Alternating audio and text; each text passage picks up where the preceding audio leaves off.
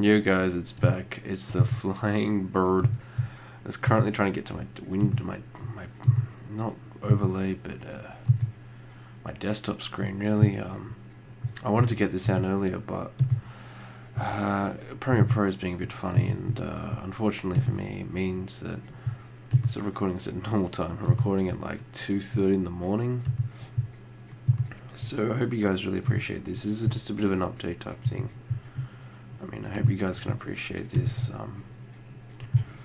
There's a few things I wanted to cover in this update. This is daily vlog number 9. It is currently the 10th in Australia. But definitely going to sort of refer to a few subject matters that are the exact same that I want to talk about.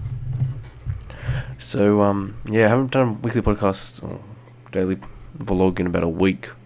The main reason for that is I haven't had a microphone and my main computer's getting edited, and ironically, complaining about how long it takes to edit. It took me about 4 hours to upload the me talking into my microphone into my phone, and I just couldn't deal with that, so I thought I'll wait to get a mic. I bought a Blue Yeti. Set me back a fair bit, but I'm really hoping that this really improves the quality of my videos. I really hope the audio gains up a bit. It's quite late, but So as we discussed, is the main thing I wanted to discuss in this daily vlog update thing at 2:30 in the morning is that actually, first of all, I want to give a shout out to a friend of mine. This is still in a Word document on my laptop, so it must be important to Bird.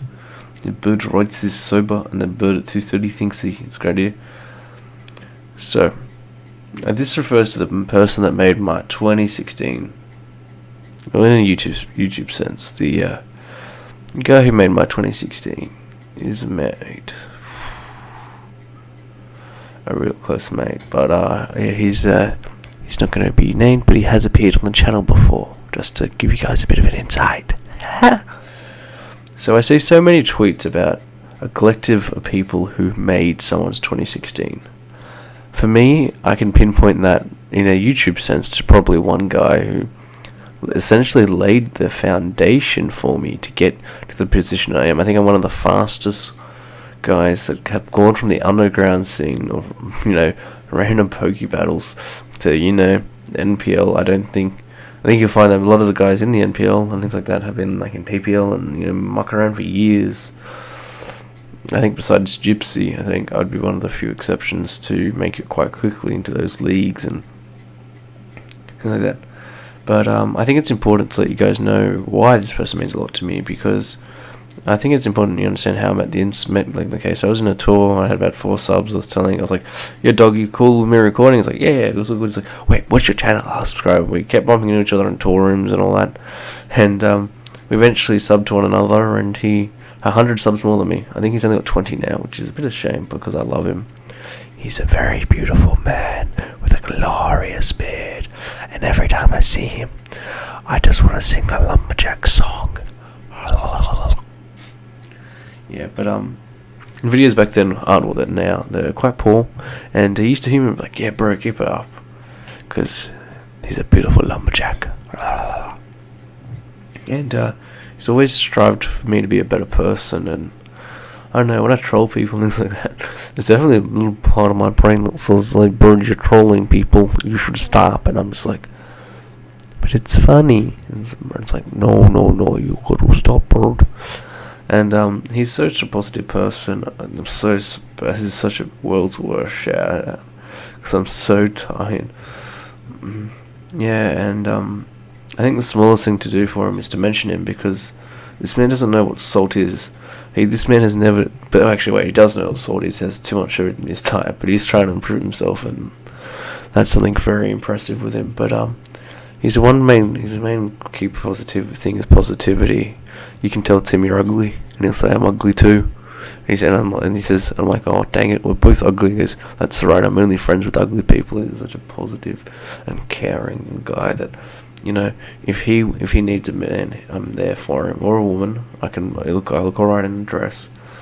Always, Bud, I love you. Keep entertaining people. You are such a funny bloke, and so charismatic that I want people to know that. The main thing I wanted to talk about this episode was death and a few things. So I went to a New Year's Eve party. I was with a mate of mine. Mate's a lot bigger than me. His Andrew. He was hitting liquor pretty hard, but that's his choice, not mine. I don't really buy into the underage drinking culture. I did smash it when I was 18, but And he told me that he wasn't drinking because he was depressed, and his friends were telling me, like, once you start negging, you cut off his supply. And I thought that was quite funny, because I thought negging was from South Park when Randy Marsh decides to grab that cat, go around, and there's peas in his face. And Kenny, or was that cheesing? I don't know. I'm really confused now. I thought it was negging. Maybe it's cheesing. Oh no, that makes it really embarrassing, because someone said in the NPL they're going to cheese tomorrow. I don't know, that means... Are they going to cheese for tomorrow? Oh wait, well, 2:30 in the morning. Get this podcast done, edited and up. Yeah. And I told him that, like, he's like, man, my nan passed away, and she didn't get to see me graduate. And I said, bro, my grandfather passed away, he didn't get to see the person I become. Well, what on earth he didn't? I reckon he's up on the clouds smiling down on me. He's probably going, yeah, boy, James. I reckon he probably bragged. The day after graduated school, I reckon he bragged to the boys. I reckon, no, my grandfather loved a sesh. He loved running. He loved hosting a sesh. I reckon he would have had the boys, like, he would have had all his uncle, like his family, like, your boys done it. Nah, he wouldn't have been like that. But he would be very proud of me and smiling down on me. And I said to him, but he's in my heart, and that's the most important thing to me, because as long as I remain conscious that his memories and way of life can impact my own, he's beating in my heart. And I don't care if I'm an atheist, because those that you keep in your heart are more important than those that are in heaven or in hell or in purgatory. Sorry, my voice is cracking because it's late at night, but let me just turn it. Because most important, because I don't know what's scarier as a human, to be honest. I don't know if it's scarier that I need some water, but I don't want to stop recording. I don't know what's scarier to us. Is it the fact that we know we're going to die? Or we don't know where we go when we die? And he said to me, no, my grandma's dead, and she's just closed her eyes, and it's just like you sleep forever. And I said, bro, it doesn't worry me. Because at the end of the day, they're alive in my heart. Because you can only control what you can control, and I don't know what my grandfather was thinking. I don't know what my grandfather's feeling at the moment. I hope he's happy. Such a jolly fellow. He used to inspire people, but he's not here anymore. But it's no good dwelling on the past for him, because he would hate that. I know he would, because I remember when I was in year 8, when he was going to pass, I used to pray to God every day to take my life instead of his, because his life had so much value, and he told me, don't worry, but I think he told me that because I think he wanted to see his wife again. But the thing I want to make people clear on is that if you believe they're still there in your heart, they will never die. I don't know how much you guys believe in guardian angels, but I believe a lot in them. For me, what a guardian angel is someone that has inspired your life, changed your way of thinking, and made you a better person and always look out for you. I don't know, I lost my ID on my 18th birthday. I don't know. Maybe it was just good fortune it turned up at my house. But, I knew my body had it. Or maybe I was a guardian angel out there that said, you know what? James, you better have his ID in the morning, so I was going to get yelled at. Funny times. But, I think it's important, though, to understand that you need to have those people beating in your heart. And I don't have everyone in that heart that's passed, but my mate said to me, I couldn't focus during HSC, I couldn't get the best results because my grandmother passed away. And I said, man, that definitely sucks. I said, but you know what happened to me? He said, well, what happened to you? And I said, I had a mate of mine die in a car accident over in the Cook Islands. He was 35. And my mate said, gosh, that's really does suck. And I said, yeah, even more sucks is the fact that the year before that his wife passed away. He got married to his girlfriend a bit early. It was weird because Islanders normally have kids before they get married, but this was a couple that didn't. And yeah, she passed away of a cancer that affects like 1 in 10,000 or something. Some really low chance like that. And he said, "Whoa, man." I said, "But look, she was 28 and he was 35. But they're both in heaven now." My mate beats inside my heart and he goes, "What do you mean? Well, I can't believe it." I said, "Mate, as long as your conscience or those memories, they will always be in your hearts, because your mind can transpose people and accentuate whatever. What's that word? I'm gonna get in so much trouble if I or someone because I didn't use the right word. Not eccentric. Yeah, eccentric. Like you can transpose like let's say for example you're real. I don't know why, but I find it really good with food. So like let's say for example you get a cheese pizza, right? But you're craving a meat lover's pizza, unless you're a vegan, right? Because I don't know, maybe Shardy's trying to teach me how to be a good person by being an SJW, but you know, you need to understand that, like, you can be like, that's a really tasty meat lover's pizza. You can be like, that's a really good cheese pizza. This depends how you train your mind, and I think that's very important.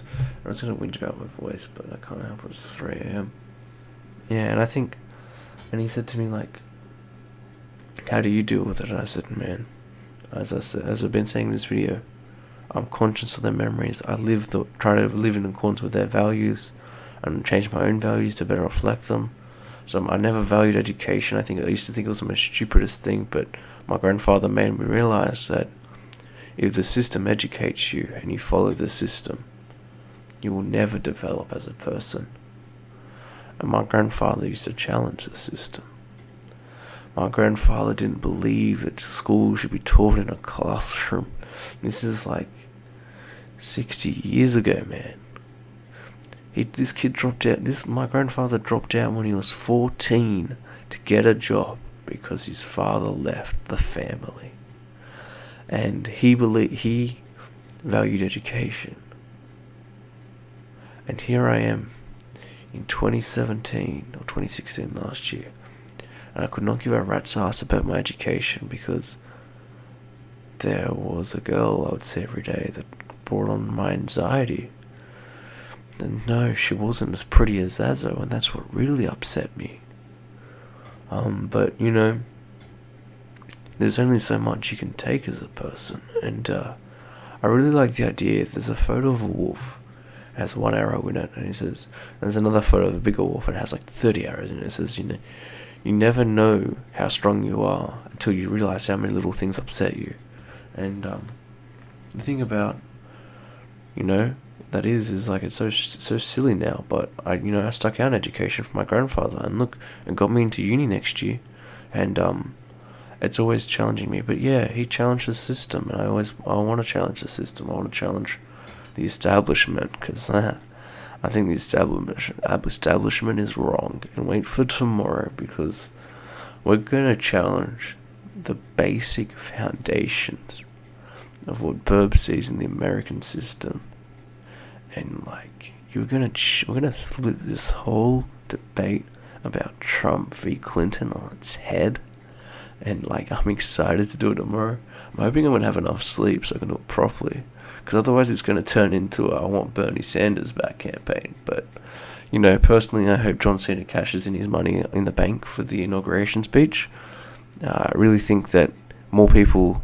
I think it's scary that more people in America are aware of the discrepancies in the WWE than they are aware of the discrepancies in the political system. But let's focus back on this. And I think that the thing about it is we as humans, when we're scared of the unknown, we try to escape. We're funny. We don't want to live our own lives. It gets hard. The person we love and care about the most dies. And it sucks. Definitely sucks. But the worst thing is when we stop living our lives because they passed. Because they would have loved to see the person you become. And the only way they can see the person you become is by you living out your life. And if you're too scared to do that, then you yourself are a coward. Because, as Prince EA once said, the richest place in the universe is the graveyard, because there's so many ideas there that are dead. And that thought always mentally F's me up, because I see so many people who had a shot but never took it. Well, unless they're a sniper, they might have had a few shots. But you have to live your life. And if your dad, your dad used to play Pokemon with you, and your dad passes and you don't want to play Pokemon anymore, man, that's fine. But if yours not playing Pokemon anymore because you can't play with your dad, man, you need to understand there's a time for mourning, but then there's got to come a time for rebirth. That's why I believe in the Phoenix so much, man. I'll never get it tatted. If I was ever get it tatted, I'd get like a massive Phoenix across my back, just below my I love Gypsy King's tramp stamp. Imagine that'd be funny. It's 2:40 in the morning. I apologize to Gypsians as for those offhand remarks. They're pretty stupid. But it's important to me that people know that, oh gosh, what was I saying? That in death comes a chance for rebirth, but all we have to do is break ourselves down to nothing, to restart again. And that's all. Until next time, I hope you enjoyed this ASM, daily upload with Birb. I'm dead tired. It's 2:50 in the morning. Let me get some sleep.